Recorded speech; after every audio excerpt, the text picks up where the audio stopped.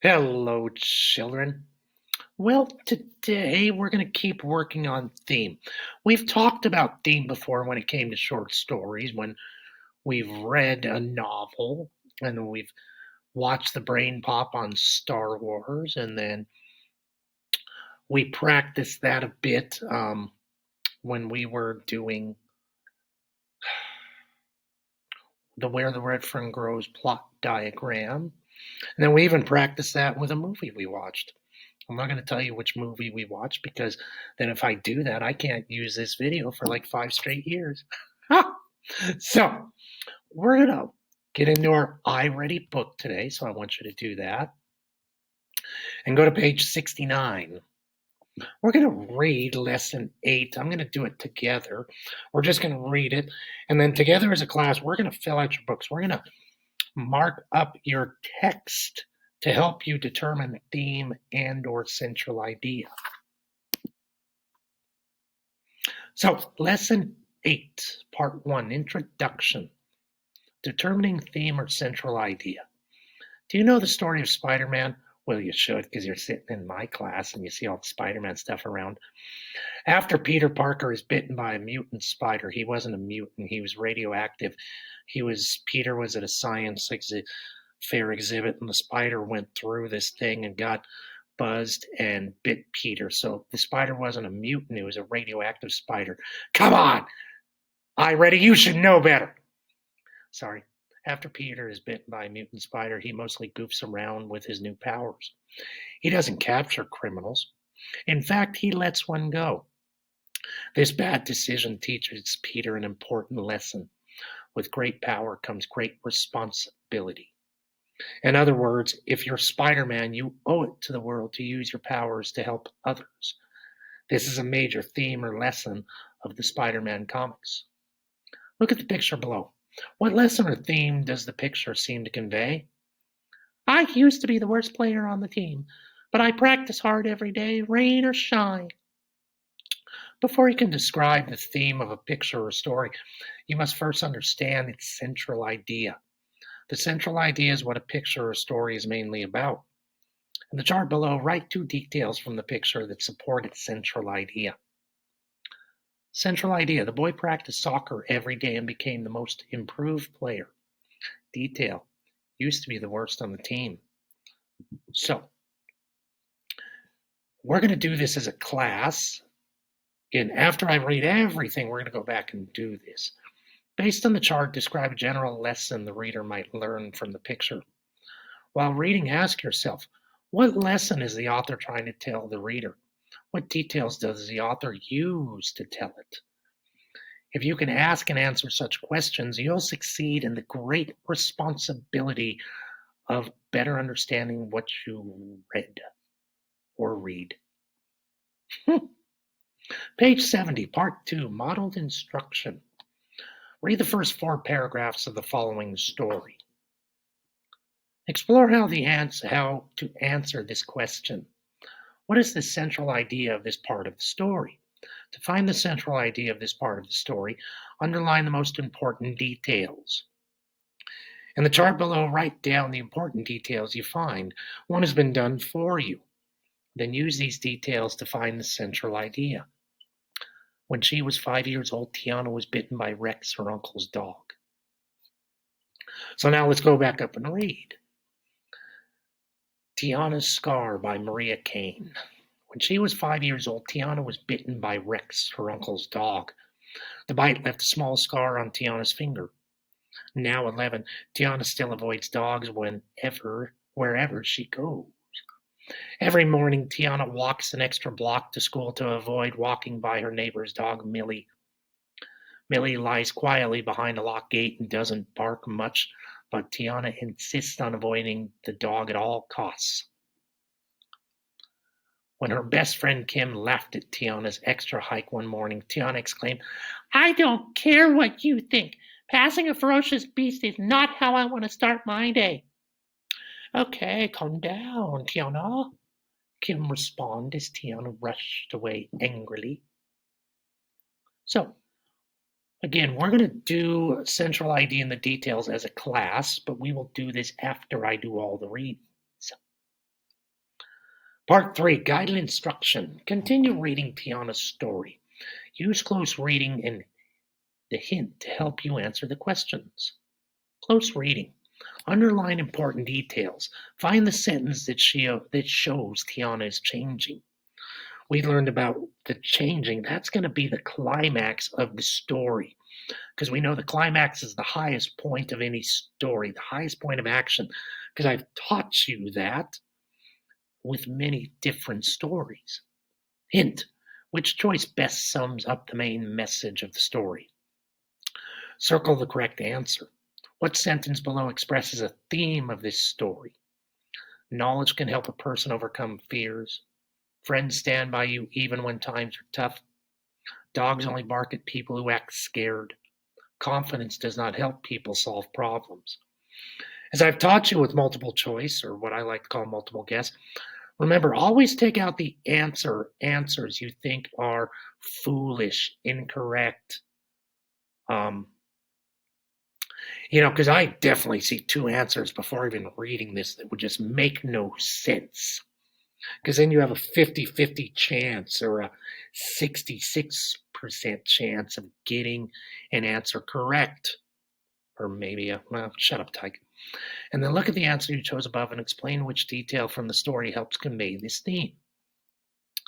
So continue from page 70. One day, Tiana's class took a field trip to an animal shelter.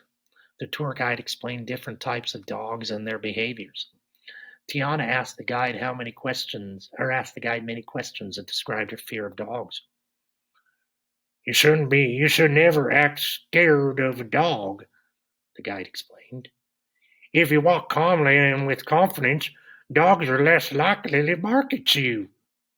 The guide demonstrated this for Tiana and her class.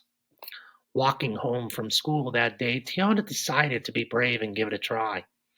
She walked confidently past Millie. At first, the dog stood up and stared, but when it saw Tiana holding her head high, it sat down quietly. Tiana felt proud and not scared at all. So again, let's answer which one of those we think is correct. And then we'll look at the answer you chose above and explain which detail from the story helped to convey this theme. Also, it says choose an incorrect answer and explain to a partner why it is not a theme to the story. We're not going to do it with a partner. We're going to do that as a class.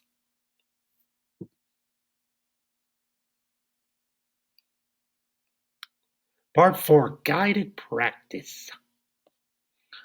Read the text. Use Study Buddy and the close reading to guide your reading.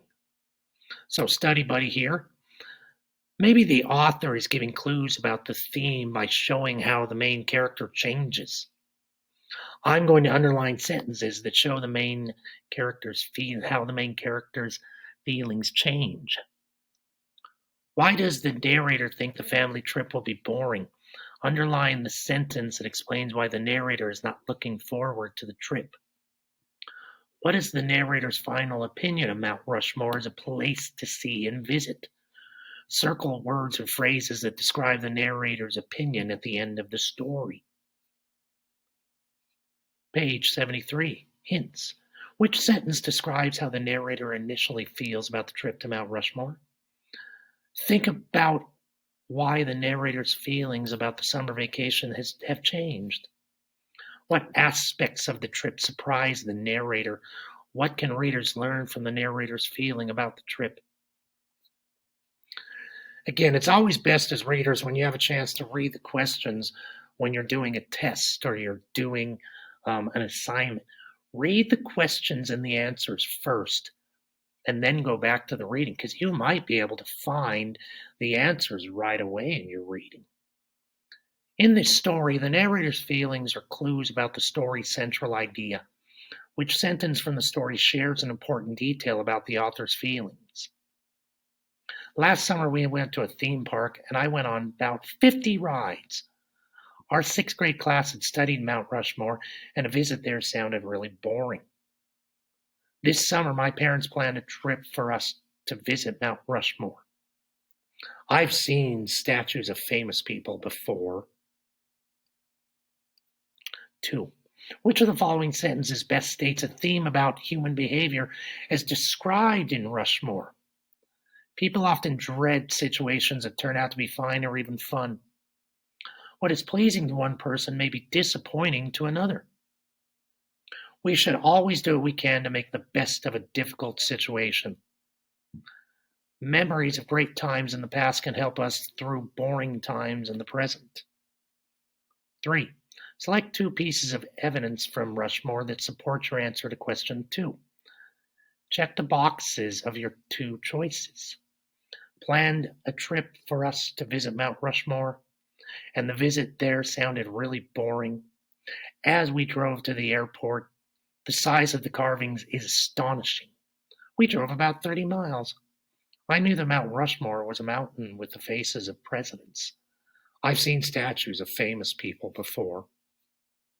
So now let's go back and read this passage.